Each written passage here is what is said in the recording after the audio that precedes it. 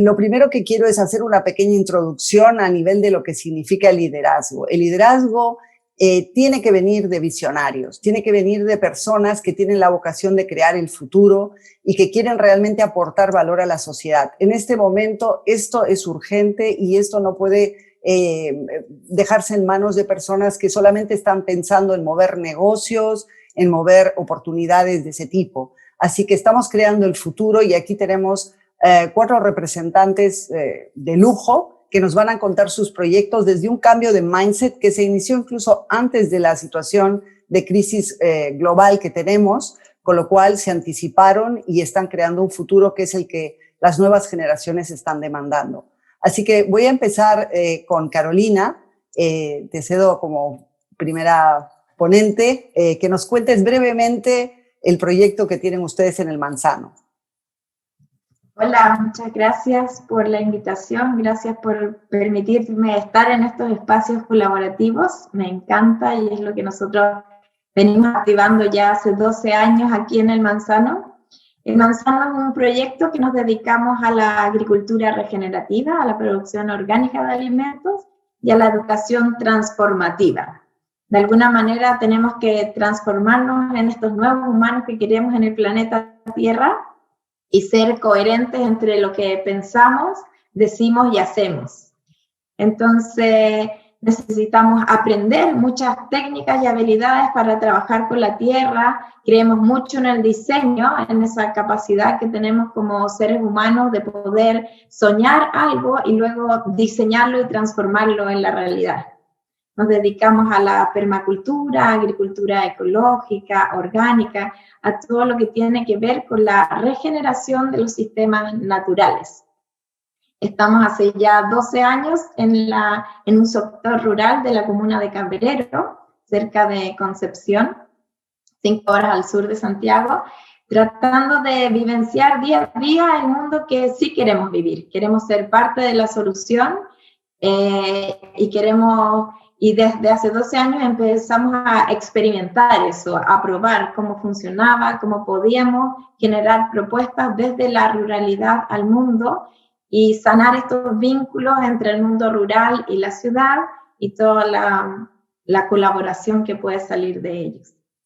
Estupendo, Carolina, muchísimas gracias. Entonces voy a dar paso ahora a Manuel Macedo, que nos cuente su proyecto inmobiliario Yacta. Hola, muchas gracias, Angélica. Gracias a todos. Muchas gracias por invitarme. Miren, yo empecé esto porque trabajaba he sido uno de los pioneros del gran desarrollo agroexportador que tuvo Perú a principios de los años 2000. Y cuando estuvimos trabajando, contraté a un grupo de investigadores que me ayudaran a ver cómo mejorar la calidad de vida de las personas, de los miles de obreros que ya habían agrícolas en el Perú. Y llegaron a la conclusión que ellos iban a sentir que habían hecho algo, que su vida había valido para algo, si es que dejaban una casa, algo concreto. Y me dijeron, si pudiéramos hacer casas, creo que estamos aportando mucho. Y empezamos a hacer proyectos para vivienda social para los obreros nuestros. De ahí lo transformamos a viviendas. Nos dimos cuenta que tenía que ser a nivel general, porque el Perú, la vivienda social ha estado muy abandonada. Ha sido un país donde el 70-80% de la construcción es autoconstrucción por invasión de terrenos con una calidad muy, muy baja. Y empezamos a hacer un desarrollo en colaboración con una empresa de ingeniería de España, en la que estaba uno de mis hijos, y con desarrolladores alemanes. Y desarrollamos este proyecto Yacta, que concretamente es hacer grandes áreas de urbanismo, donde hacemos el módulo inicial o una casa inicial que las hacemos en fábricas de concreto, que es uno de los proyectos pioneros en el mundo, fábricas de concreto, y entregamos viviendas que pueden crecer. Y en esto también entendí mucho con mis hijos y la gente joven que está trabajando aquí, que ya viene una época de colaboración. O sea, no podemos comernos el mundo, y estamos dando estos módulos y enseñando a los pequeños constructores a que pudieran hacer las ampliaciones, porque lógicamente la gente no tiene todo el dinero para hacer una casa como la que están desde el principio, pero sí pueden ir ampliándose a lo largo del tiempo. Y les damos cursos para que ellos pudieran seguir haciendo estas casas. Tenemos en este momento en operación como 2 plantas, tenemos 8 proyectos en camino y ya como 3.000 casas vendidas y solicitudes de compra por 4.000, 5.000 más. Gracias. Fantástico, porque además hay un tema ahí de ingeniería financiera para que esto sea posible. Gracias, Manuel. Ahora les voy a pasar con Harold Castro, que está desde Francia y nos va a hablar siguiendo un poco la órbita de las ciudades inteligentes. Estás con el micrófono cerrado, Harold. Ok, muchas gracias, Angélica, por esa introducción y a todos los líderes en nuestro hermano país, Perú. El proyecto es muy sencillo. El proyecto se llama ¿Cómo adaptar un nuevo mindset en ciudades latinoamericanas? ¿Cómo adaptar esto de las ciudades inteligentes? ¿Qué significa una ciudad inteligente, un territorio inteligente? Pues bien, la buena noticia es que una ciudad inteligente es aquella que tiene ciudadanos y mandatarios inteligentes. Así es sencillo. ¿Y cómo transmitir esta innovación hacia las ciudades latinoamericanas desde esas antiguas ciudades europeas? ¿Cómo esa curiosidad nace para que me dé tantas ganas de realizar lo mismo, de escanear toda una ciudad en algunos segundos, de tener casi 1 millón de topógrafos sabiendo exactamente cómo es el comportamiento de una ciudad? Este mindset se generó gracias a la curiosidad que he tenido siempre en los diferentes viajes, ¿no? Sin querer ser muy pretencioso y con muchísima humildad les digo que en 40 países y más de unas 200 ciudades que hemos podido recorrer, pues hoy en día me doy cuenta que es la curiosidad de tener unos líderes frente a mí.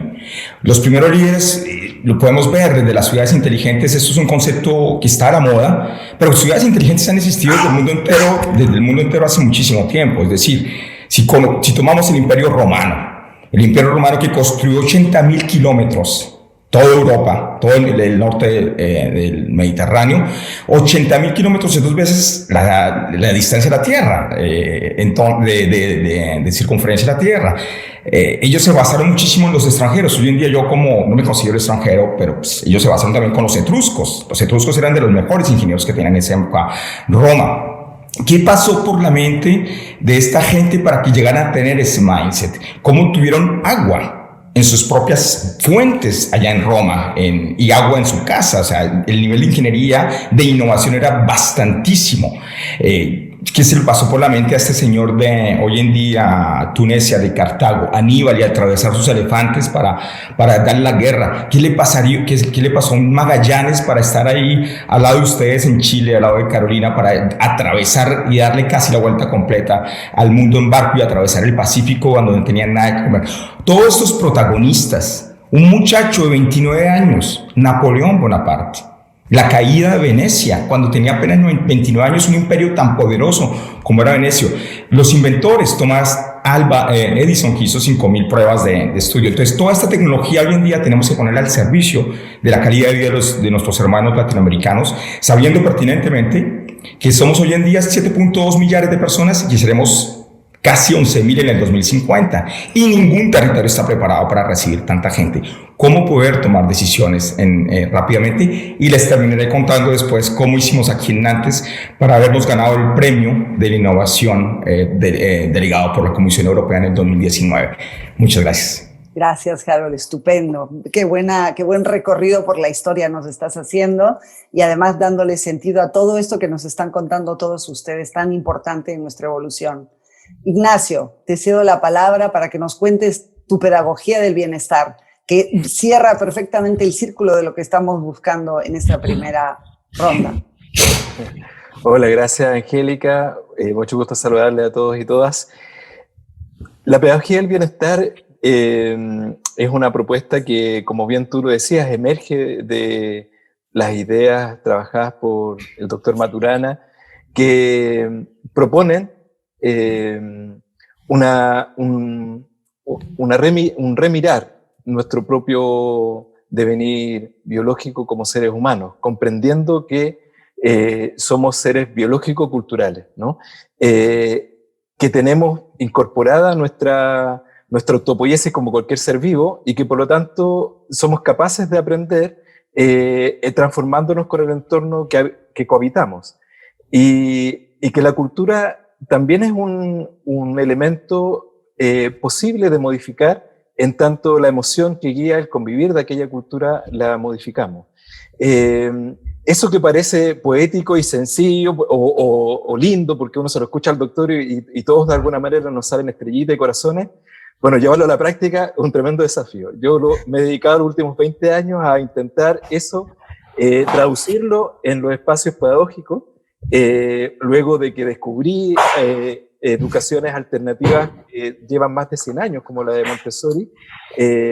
Me salí de la ingeniería, que era mi mundo, y me dediqué 100% a la educación, pensando o creyendo que haciendo algo allí era posible entonces vivenciar esta propuesta neomatrística a la que invita el doctor Maturana, ¿no? Y bueno, el asunto es que resultó ser mucho más difícil de lo que yo pensaba, mucho más complejo, porque, y ahí viene de alguna manera el mindset en el cual yo me encuentro, estamos tan acostumbrados a creer que aprender tiene que ser desde la obligación, tiene que ser fome, tiene que ser tedioso, tiene que ser algo de alguna manera incluso doloroso. Y eso es porque los seres humanos construimos una cultura basada en elementos de dominación de unos contra otros, y eso ha perdurado desde que emergen las primeras civilizaciones, ¿no? Llevan muchos miles de años. Y hoy en día, cuando yo me encuentro con alguna familia y le digo, porque me lo preguntan, de hecho, solo ayer estaba conversando con una familia hasta muy tarde y me decía, ya Ignacio, mira, yo entiendo, creo todo esto porque me hace mucho sentido, pero después me dice, ¿y mi hijo irá a aprender? Entonces yo no sé, bueno, pero ¿cómo uno se hace esa pregunta en pleno 2020? ¿Por qué las personas, los adultos, nos preguntamos si es que vamos a aprender o no vamos a aprender? Y esa es la gran dificultad. Estamos tan acostumbrados a pensar que aprendizaje tiene que ser desde lo obligatorio, desde lo que uno dice que tiene que saberse, que nos cuesta mucho salirnos de allí y confiar en que lo más importante para convivir con las nuevas generaciones tiene que ver con el modo de hacer una cultura nueva. Cuando pensamos en el nuevo planeta que queremos regenerar, co-crear entre todos los humanos y humanas de todas partes, eso tiene que ver con cómo vivimos nuevamente una nueva forma de hacer nuestro planeta. Y eso pasa por convivir en experiencias respetuosas, relacionalmente colaborativas, y etcétera, etcétera. Y eso hay que hacerlo, no se puede postergar. Y ese es el desafío de los adultos, nosotros hacer espacios de colaboración. Por eso me parece tan maravillosa esta invitación que ustedes hacen, porque efectivamente de eso, creo yo, se trata. La pedagogía del bienestar es una invitación a hacer concreto en el espacio educativo el que la educación debe dejar de ser la acción instrumental que ha sido durante los últimos 300 años en la escuela industrial militarizada que todos tuvimos, para ser definitivamente y de aquí en adelante una educación basada en relaciones de colaboración, de respeto y amor. Fantástico, fantástico. Y entonces nos estás ayudando con nuestro eslogan de esta salimos colaborando, porque además es una creencia profunda que tenemos en este hub y ustedes también por todo lo que están contando. Yo lo que quiero es acercarme un poquito más a cada uno de ustedes, porque los líderes son personas, son seres humanos que somos todos en realidad, y muchas veces lo que yo me he encontrado es que hay personas que no se dan el espacio o la oportunidad de liderar, tienen sueños y se resignan a posibilidades que ven o se resignan a lo que consideran esto es lo que me ha tocado, ¿no? ¿Cómo ustedes salen adelante, toman un paso hacia adelante, deciden liderar y se mueven desde seguramente un propósito? Me gustaría que cada uno de ustedes, como persona que es, como habitante de este mundo y que tiene su propia vida, ¿cuál es el propósito que le ha movido a cada uno para estar proponiendo este cambio de mindset y estos proyectos tan maravillosos? Y voy a volver a empezar con Carolina. Bueno, el propósito que nos mueve es como... A ti. Sí, a mí, que me mueve. Conectar con la calidad de vida. Creo que es algo que no hemos cuestionado últimamente, y de alguna manera cuando uno se cuestiona qué es calidad de vida para mí, y que quizás después de este 2020 que nos incomodó harto, nos hacemos ese tipo de preguntas que son sencillas pero muy profundas. Y cuando uno piensa qué es calidad de vida para mí, hay ciertas cosas que tienen mucho valor y otras que caen, que en verdad no son tan relevantes. Y siempre, yo estudié ingeniería ambiental y siempre me llamó mucho la atención como la naturaleza, el planeta, que es un sistema tan perfecto. O sea, es cíclico, no tiene desechos como el invento humano de la basura. Entonces, y nosotros somos parte de esto. Entonces, como que yo estoy al servicio de la vida y ofrezco mis talentos, mis habilidades para crear un mundo mejor. Y ya tenemos que dejar de esperar que la solución va a llegar desde algún lado, ni de arriba, ni de abajo, ni de ningún lado. Cada uno de nosotros como individuos somos parte del sistema y estamos todos interconectados. Y estamos interconectados de manera que ni siquiera entendemos. Entonces, ser parte de la solución es muy poderoso. Confiar en lo que nos mueve el corazón, que nos hace latir el corazón y ponerlo al servicio de la vida es un tremendo lujo. Y en verdad, cada una de las personas que están aquí tienen un talento único, son irrepetibles. Cada uno tiene una combinación de habilidades que puede poner al servicio de la vida. Y la vida siempre dice que sí. Entonces, es bien fácil, es como, ¿esto le hace bien a la vida? Sí, y avanzo. Y lo que no le hace bien a la vida, no nos hace bien a nadie. Entonces, eso me mueve y tener como la fuerza de voluntad de poder hacerlo. Muchas veces estamos esperando que llegue la motivación y que ocurran ciertas cosas para que sucedan las cosas. Pero creo que tenemos que desaprender la perfección. De alguna manera, la parálisis por análisis hemos estado estancados en la teoría y necesitamos acciones concretas, reales, actos, bajar todas esas ideas brillantes que hoy en día hay muchas en el mundo, bajarlos a la realidad, es simplemente eso, y eso es un camino de diseño. Tenemos que aprender a bajar nuestros sueños aquí a la realidad, en lo que podemos hacer y compartirlo con los otros. Y también creo en que esto es juntos. Separado no tiene ningún sentido. Muchas veces relacionan nuestro proyecto a la autosustentabilidad y nosotros jamás vamos a ser autosustentables. Ninguno de nosotros, los proyectos no tienen que ser autosustentables, tienen que ser interdependientes, porque la vida está basada en las relaciones y eso nos hace más resilientes, menos vulnerables, y ahí es donde están nuestras conexiones. Entonces, obviamente, solo cabe el juntos, solo cabe el hacer las cosas soñando juntos. Fantástico, Carolina, muchísimas gracias. Y eso, como tú dices, requiere un desaprender y reaprender a conectarnos, ¿no? Dejar el juego del solitario y aprender realmente a saber cuáles son las bases y qué tenemos que soltar como seres humanos para poder darle paso a esa colaboración de interdependencia, como tú dices, que no puede ser autónoma. Muchas gracias, Carolina, hermoso. Seguimos con Manuel. Gracias. Mire, siempre estuve ligado al sector empresarial, pero mi móvil ha sido mejorar la calidad de vida de las personas. O sea, siempre he estado orientado en esto. Siempre he buscado que las personas que trabajan con nosotros tengan oportunidades. He tratado desde el punto de vista de cuando estuve, en los años que estuve en la agroindustria. Es un sector donde se ha incorporado a miles de personas a trabajar.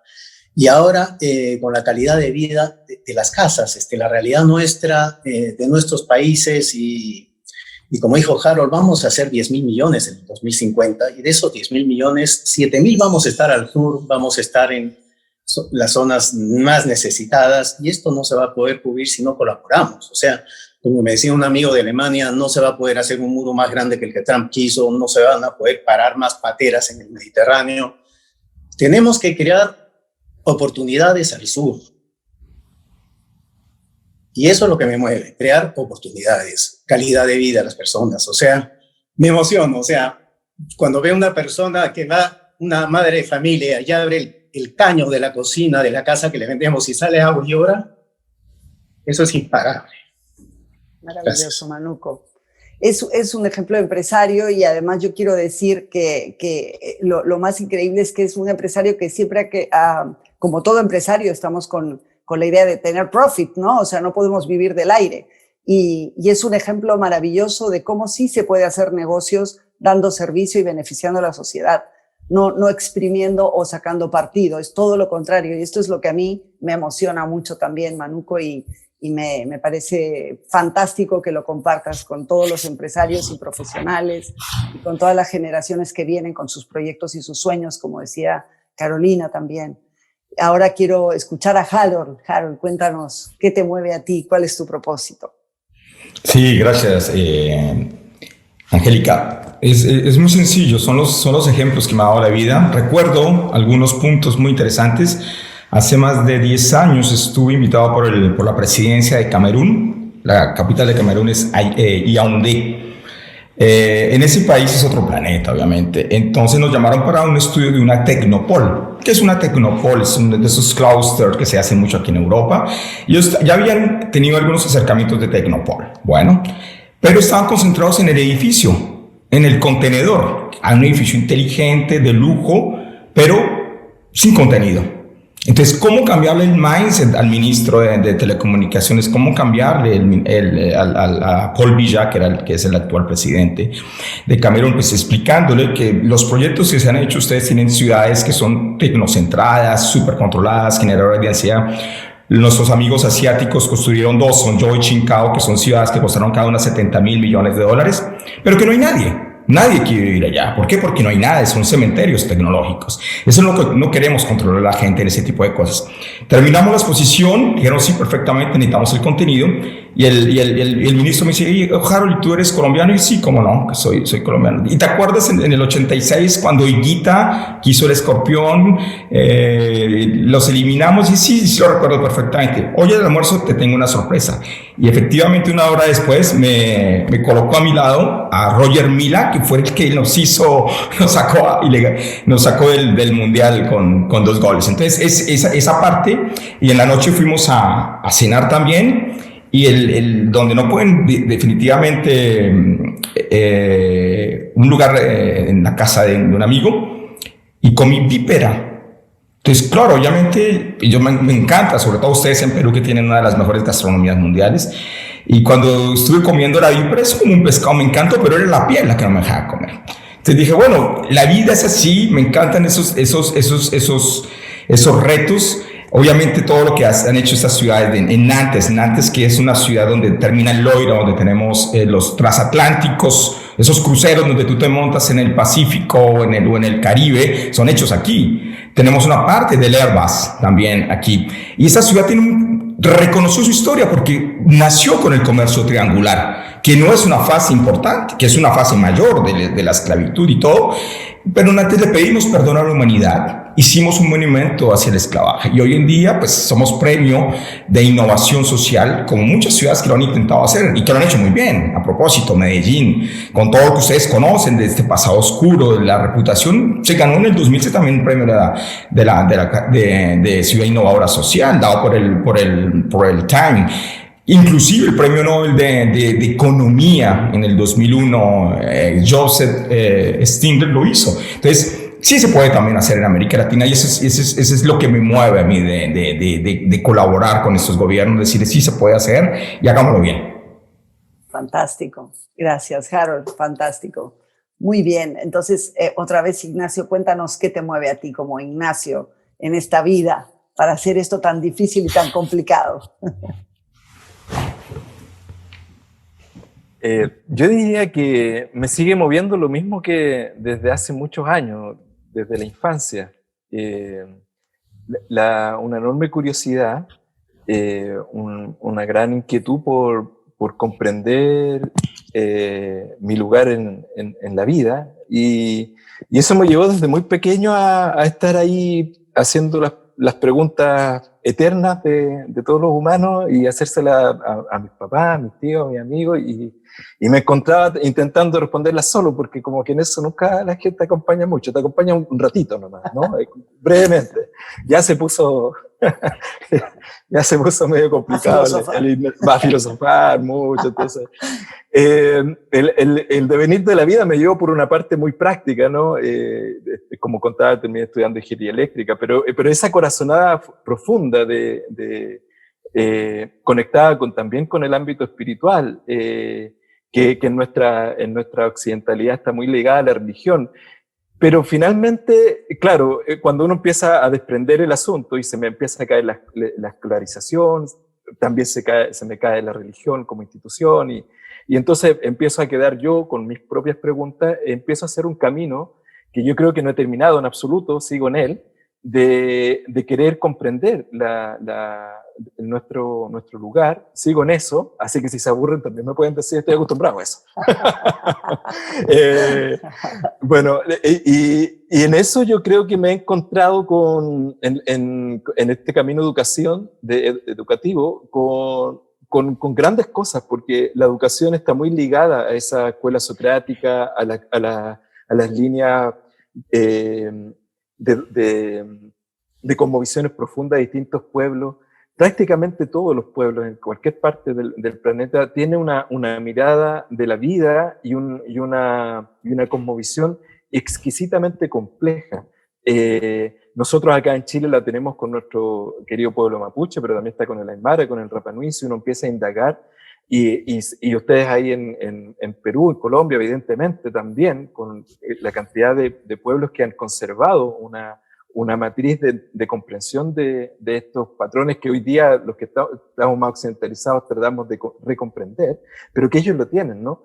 Y eso para mí sigue siendo un elemento de enorme curiosidad, porque creo que las respuestas y la posibilidad de co-construir una mejor civilización a través de todas estas grandes cosas que los compañeros acá cuentan también de innovaciones, pasan también por reconectar con esa matriz profunda que existe en nosotros como humanidad de estos espíritus de colaboración. Entonces, yo diría que en lo personal sigo en esa inquietud. He querido de alguna forma facilitar para las nuevas generaciones el desprenderle de esta parte educacional tan instrumentalizada que hemos vivido, en donde finalmente, y en la bajada del libro Pedagogía del Bienestar dice saliendo de la trampa, porque la forma en que nosotros nos acostumbramos en la escuela a habitar en esa cultura termina siendo una trampa, porque te aleja de lo que realmente los adultos debiéramos hacer con las nuevas generaciones.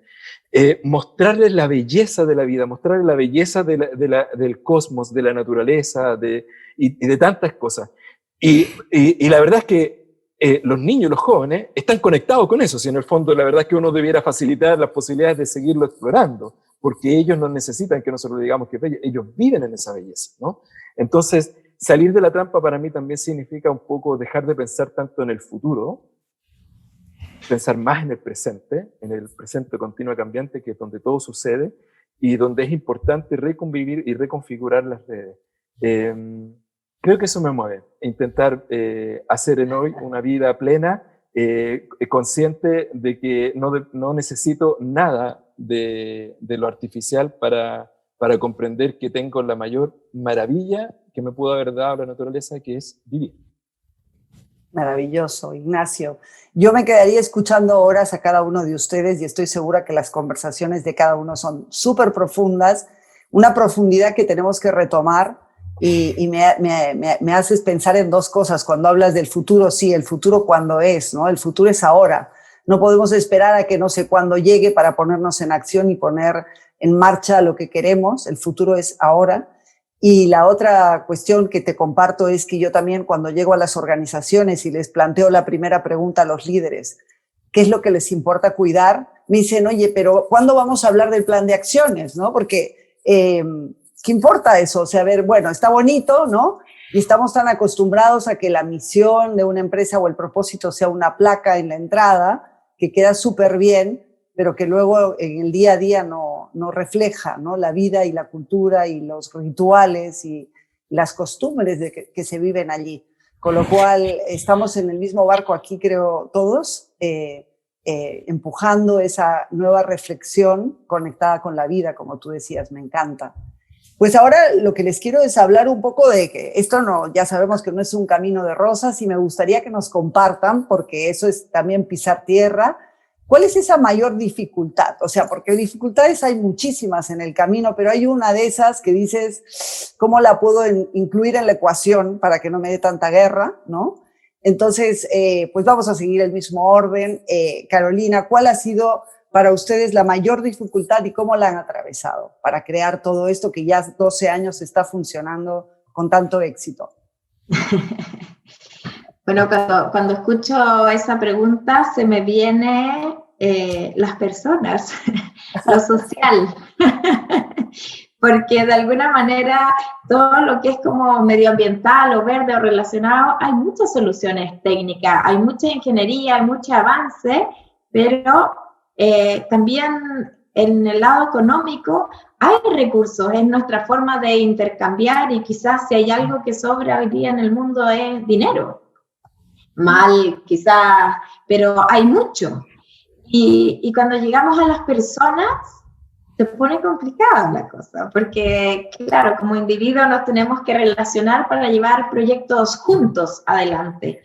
Y creo que estamos todos en esta fase de desaprendizaje, de desaprender la competencia, el compararse con un otro, la envidia, en vez de que cuando alguien brilla, decir, wow, ese es un tremendo potencial, yo puedo ser como él y como ser un espejo de un buen reflejo, como tu brillo, mi brillo, habitamos otros espacios más como oscuros y lo social es complejo.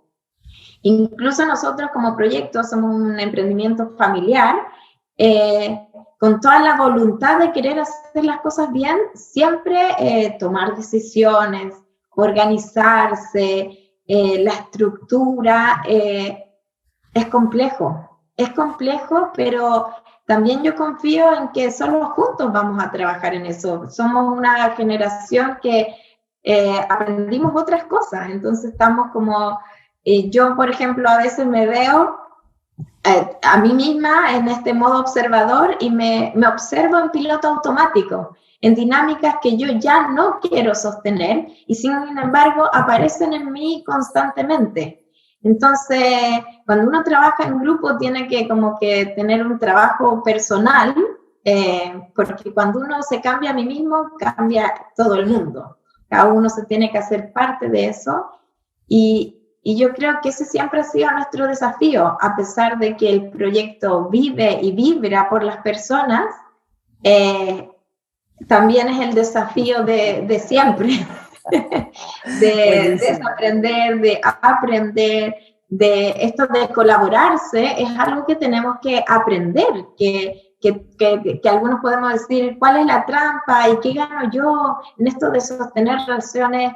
Ganar, ganar, ganar. Nosotros siempre decimos que gane uno, que gane un otro y que gane la tierra, porque finalmente hoy en día ganas tú, gano yo, pero la única que sale perdiendo es la tierra y hay que considerarla también dentro de la ecuación y eso es desafiante. Estamos aprendiendo a hacer las cosas de otra manera, pero lo importante es seguir intentándolo. Fantástico, Carolina, buenísimo. El propósito superior que es tan importante para realmente poder colaborar. Estupendo. Ahora le vamos a que nos cuente Manu con sus desafíos. A ver. Bueno, ante todo, disculpen la emoción que tuve, pero si no siente las cosas. Al revés. No las vives. Yo siempre digo, un empresario es básicamente creativo. Yo a veces escucho, esta persona es súper competitiva. Uno no tiene que ser competitivo. Uno no es como esos caballos que le ponen las carreras y mira adelante y quizá puede mirar al de al lado a ver quién gana. No. Y cuando uno es creativo, hay miles de dificultades. Y les puedo contar muchísimas en nuestro caso en este emprendimiento. Pero si no eres creativo, no avanzas. Hemos tenido que, por ejemplo, hacer que a nivel del Ministerio de Vivienda se entienda que los bonos que van a dar no sean para sitios porque las invasiones cuestan muchísimo. Cuestan en promedio, estudiado por el Banco Mundial, $14,000 ponerle luz, agua y desagüe a una casa invadida. En cambio, a una urbanización planificada cuesta menos de 2,000. Hay que entender eso. Hay que enseñarle a los bancos que también hay en un país y en países como el nuestro hay un 70% de la población que no tiene acceso a créditos hipotecarios formales como los que se dan en el primer mundo. Hay muchos bancos que no les interesa financiar créditos hipotecarios a sectores C y D, los sectores de niveles de la base de la pirámide. Entonces tenemos que ser creativos. Estamos trabajando con fondos de inversión, estamos trabajando con modelos de hipotecarios nuevos, trabajando con instituciones hipotecarias como son las cajas rurales. Es un proceso donde van apareciendo más y más retos, pero la creatividad creo que es la base de todo. Y algo que he tomado de Carolina, que lo he visto ahora en mi vida, en estos años recientes, es cierto, tenemos que ir con la tierra, porque lo que sí he aprendido es que la tierra no va a desaparecer. Si nosotros no aprendemos a convivir con la tierra, quien va a desaparecer es la civilización humana. La tierra se va a pegar un sacudón y va a desaparecer la raza humana si es que nosotros no sabemos vivir en la tierra que nos acoge. Gracias. Hermoso, qué lindo, Manuco, sobre todo conectando algo tan, ¿no? La empresa pura y dura del mundo financiero con el propósito que inicia en la vida otra vez, ¿no? Y en las personas. Seguimos con Harold. Harold, cuéntanos tu mayor dificultad. ¿Qué te ha dado dolores de cabeza en todo este propósito tuyo? Gracias, Angélica. Fueron dos, ¿no?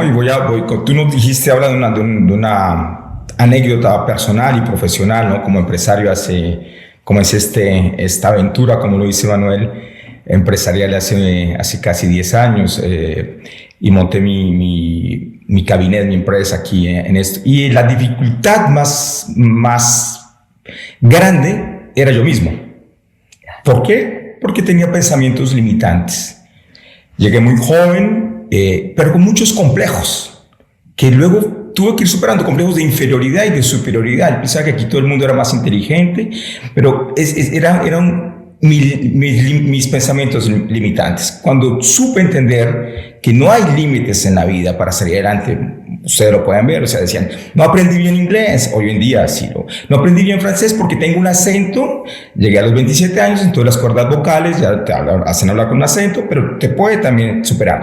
Y finalmente el acento no es un problema.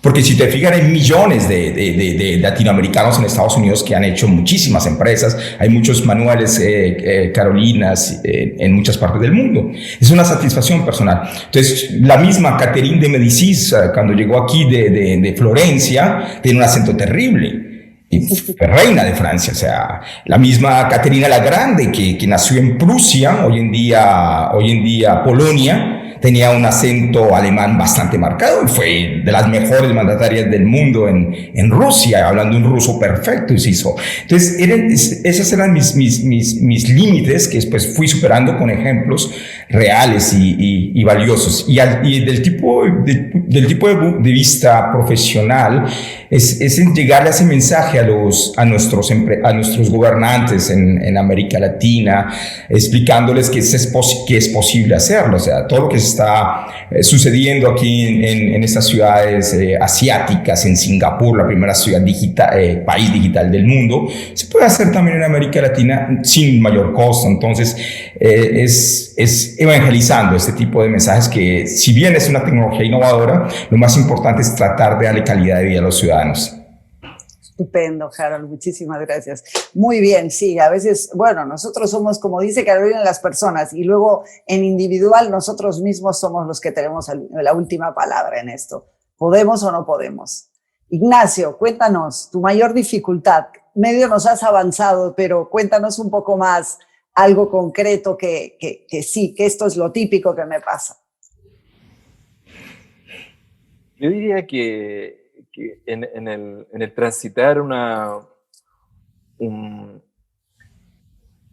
modo de querer vivir de manera distinta, colaborativamente o en relaciones de respeto con los demás, lo más difícil es que los demás no necesariamente están queriendo vivir en esa misma forma. Entonces, uno se encuentra con demás que sí, y qué rico, y resultan cosas lindas, pero también se encuentra con demás que no, están muy en otra, y claro, y entonces pasan cosas a veces bien tristes, y seguramente cada uno de nosotros ha vivido. Yo en 20 años que llevo en esto, he vivido varios dolores, y hace 2 años nomás tuve el último, un poco bien triste, porque finalmente personas con las que creé algo, armamos juntos, y bueno, tenían otros propósitos, y eso aparece y es parte del transitar. Y yo diría que eso ha sido lo más complejo, porque en el fondo son momentos en la vida en que uno aparece como entre la espada y la pared, ¿no? O sea, y yo, bueno, a esta altura, hoy, después de todas de todos esos momentos, yo digo, bueno, siento que ese ingenuo niño que sigue queriendo hacerse las preguntas parece que no me suelta y quiere seguir en lo mismo, y no descansa, y no se cansa, y vuelve a soñar, y después de una semana de llorar y decir, ya, bueno, me traicionaron, o cualquiera de esas cosas, o se quedaron con lo mío, no sé, y todas esas cosas, bueno, digo, ya da lo mismo, porque en el fondo la tarea es mayor, y yo he reconectado con eso siempre. Y en eso me siento hoy en día. Siento que efectivamente me siento muy contento de tomar eso que definitivamente es como, siento para mí como ese llamado de una tarea más grande, y que tiene que ver con comprender que mientras estemos en una etapa de transición, todo esto se va a dar, pero se augura ese momento nuevo. Yo siempre en ese sentido conecto y lo hablo con las familias cuando les digo y las invito a vivir una escuela nueva, un entorno distinto, comunidades educativas renovadas, que me parece que sería fantástico que convivieran con las ciudades que plantea Harold, o con las comunidades de casas que plantea Manuel. Con elementos agroecológicos como los de la Carolina, y con escuelas de bienestar para los niños y las niñas, porque en el fondo todo eso combinado es lo que en mi perspectiva anuncia lo nuevo. Y lo que les decía, le digo a las familias, miren, piensen que cuando estaba la gente en las ciudades feudales y empezaron a aparecer las primeras ciudades, durante algunos años convivieron, y cuando aparece la época renacentista y todo lo que uno conoce de aquello, lo que había alrededor eran ciudades que ya estaban armándose con muchos elementos nuevos. Entonces seguramente durante varios decenios hubo personas que tenían un familiar en la ciudad y otros dentro del feudo, y seguramente los de la ciudad decían, oye, vente para acá, ¿cómo sigues ahí? Pero los de ahí decían, pero es que no entiendo eso de allá, no sé cómo es, yo quiero seguir aquí en el feudo. Bueno, pero el feudo ya sabemos dónde terminó, y eso acabó, porque son momentos que sí o sí quedan atrás. La escuela tradicional que todos vivimos, donde hay un profesor mandando, obligando y haciendo pretender creer a todos y todas que los contenidos puntuales tienen que saberse primero a los 7 años esto, a los 8 años esto, eso no va más, eso va a terminar de ser, le queda muy poco. Felizmente le queda muy poco. Perfecto. Ya estamos llegando al final de nuestra exposición, y desde luego estamos juntos creando conciencia, que es ese despertar de un nuevo mindset que teníamos por objetivo con la participación de ustedes. En estos 3 minutitos que nos quedan, les invito a que cada uno simplemente se despida con una breve frase, mensaje, que podríamos dejarle a todas las personas que nos están acompañando hoy. Yo antes que nada me despido y les agradezco a todos. Carolina, cuéntanos, mensaje. ¿Ha valido la pena? Y mensaje. Muchas gracias por la invitación, por hacer vivos estos espacios y invitarnos a co-construir la realidad que queremos. Tenemos la capacidad para poner nuestra limitada energía en el mundo que sí queremos, y ahí tenemos que estar. Muchas gracias. Gracias, Carolina. Un abrazo. Manuco. Muchas gracias. Solo les pido que sean creativos, no se amilanen, y yo vengo fortalecido. En esta pandemia leí que todos estamos en una tempestad, pero cada uno en diferente barco. Y la verdad que yo quiero darles un mejor barco a la mayor cantidad de gente posible. Gracias. Gracias, Manuco. Fabuloso. Carol. Veo que hay más de 500 personas conectadas a este encuentro.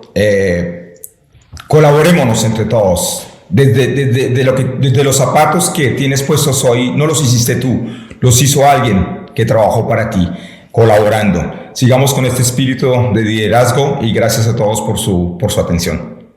Gracias, Harold. Fantástico. Ignacio. Decir que, bueno, ha valido la pena, absolutamente, porque transitar desde nuestra cultura de relaciones dominantes o relaciones de desconfianza hacia una cultura de confianza, de amor, de colaboración. Tiene su dolor, porque estamos muy acostumbrados a lo otro, pero vaya que vale la pena. Uno se va encontrando con cosas maravillosas y creo que eso es el futuro que nos viene para todos y todas. Así que gracias por este momento y saludos a todos. Muchas gracias. Liderazgo con mayúsculas, la que acabamos de vivir. Muchas gracias.